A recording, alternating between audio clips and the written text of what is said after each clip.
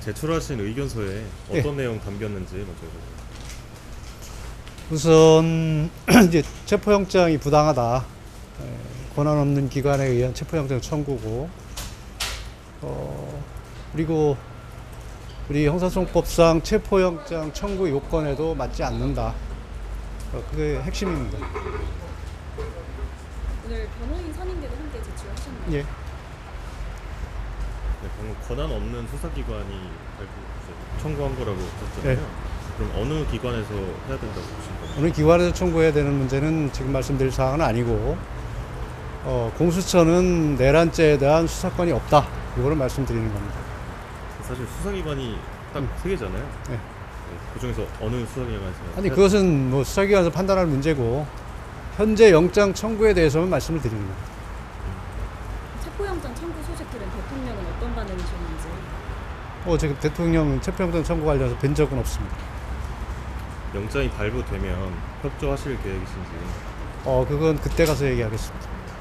경찰에서 만약에 소환 요청을 하면 응하실 예정이신가요? 그거는 추후에 얘기하겠습니다. 지금 당장 문제는 아니고. 오늘 체포영장에 대해서만 말씀드릴게요. 근데 공수처에서 그 직권남용 혐의를 수사하면서 관련 범죄 수사할 수 있다 뭐 이런 입장이잖아요. 그 틀린 논리라고 보십니까? 맞지 않죠. 우선 현직 대통령에 대해서는 직권남용죄를 소추할 수가 없습니다. 물론 학설이 나뉘긴 하지만 수사할 수도 없다는 학설도 있고 수사는 가능하다는 학설이 있습니다. 수사가 가능하다 하더라도 최대한 자제되어야 된다는 것이 이 다수설입니다.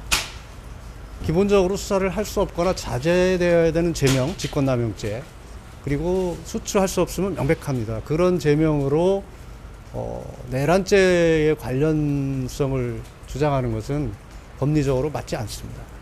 그리고 직권남용죄의 어떤 법정형이나 여러 가지 이 죄의 형질과 성질과 또 내란죄의 법정형을 비교해 봤을 때 내란죄가 비교할 수 없을 정도로 중대한 범죄입니다. 그런 가벼운 범죄를 가지고 내란죄의 어떤 관할을 주장하는 것도 법리적으로 맞지 않습니다. 이거는 마치 나뭇잎이 담장 넘어왔다고 나무에 대한 소유권을 주장하는 것과 마찬가지입니다. 이게 무슨 꼬리에 대한 권리가 있다고 몸통에 대한 권리를 주장하는 뭐 그런 해괴한 논리라고 생각을 합니다. 준비하신 말씀은 따로 없으시고요? 예, 뭐 특별한 거 없습니다. 뭐 오늘 체포영장이 권한 없는 기관의 부당한 체포영장에서 법리적으로 보면 당연히 각하돼야 된다는 것이고요. 그리고 체포영장 청구의 어떤 요건으로 비춰봤어도 범죄 혐의의 어떤 상당성이나 소환 불응 이런 문제가 있어야 되는데 그런 요건도 전혀 갖추지 못한 영장이어서 또 당연히 기각돼야 된다는 생각입니다. 지금이라도 내란 혐의로 자진 출석해서 조사받을 때요. 그 내란죄 성립 여부에 대해서는 우선 비상계엄은 대통령의 헌법적 권한이고 그 권한 1차적 판단권도 대통령에게 있습니다. 그래서 현재 내란죄의 어떤 국헌 몰란 목적이나 폭동 이런 것들이 전혀 없는 상태에서 무조건 수사를 진행하는 것이 옳은지에 대해서 우선 판단이 서야 됩니다. 그리고 여러분들 다 아시다시피 헌법재판이 시작돼서 준비 절차가 진행되고 있습니다. 그 절차를 통해서도 또 이 사건의 진상이나 사실관계가 충분히 규명이 될 수 있습니다. 그 말씀을 수사기관에 가서 하셔야 되는 거 아닙니까?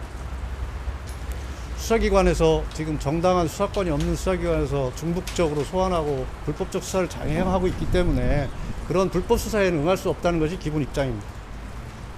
저 하나 더 여쭤볼게요. 검찰이 그 기재했던 김용현 장관 그 공수 사실은 어떻게 보세요? 거기에 기재된 대통령 그 여러 이야기들이 있었잖아요. 그 여러분들이 좀 상식을 가지고 판단해 보시기 바라겠습니다. 그 객관적 상황과도 맞지도 않고 상식에 부합하지 않는 진술, 일방적 진술들이고 또 그 진술하게 된 배경들이 상당한 배경들에 대해서 상당한 의심을 가지고 있습니다. 저도 보도를 통해서 여러 번 봤지만 그 진술들이 나오는 과정 속에서 어떤 사람들이 누구를 만났고 어디에서 진술이 되고 했던 것들을 보면 진술의 배경에 상당히 의심을 가질 수밖에 없다 이렇게 생각합니다. 그 박종훈 사령관이나 이준 사령관의 그 진술들이 다 바탕이 되는 걸 아는데 그분들의 이야기가 좀 잘못됐다는 진술 잘못됐다는 말씀이세요? 그 진술 하나하나에 대해서 지금 멘트를 하는 것은 진실 게임으로 가기 때문에 적절치 않고요. 예를 들면 객관적 정황으로 보면 수방사 같은 경우 거기 현장에 도착한 시간이 12시 전후일 겁니다. 그때 12시 전에 수방사는 그 안에 국회에 들어가지도 못한 상황이었습니다.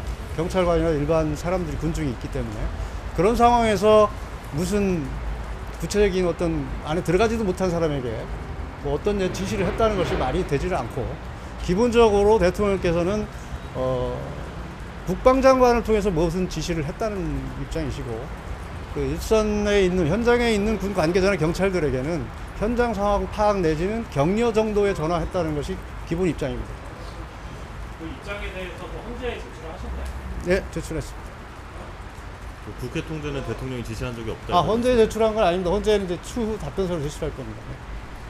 다시 여쭤볼게요. 그 국회를 통제한 게 대통령 지시가 아니다 이런 말씀이신가요? 통제 여부에 대한 해석이 다르니까 그 부분은 추후에 재판이나 이런 과정을 통해서 또 말씀을 드리고 또 진행 과정에 따라서는 여러분들께 또 말씀드릴 기회가 있을 겁니다. 지금 통제를 전제로 물어보시니까 아직 우리는 통제를 하지 않았다는 입장이니까요. 또 추후에 설명을 드리겠습니다. 그러니까 해석이라는 게 뭐 어떻게 해석을 하신 거죠? 지금 법리를 가지고 여기서 구체적으로 설명드리긴 없고 법상의 봉쇄냐 통제냐 여러 가지 해석이 가능하니까 그건 차후에 이제 구체적으로 대응하면서 설명을 드리도록 하겠습니다. 지금 말씀하시는 게 통제가 아니다라고 해석을 하고 계시다는 말씀이신 거죠? 구체적인 건 다음에 말씀드리겠습니다.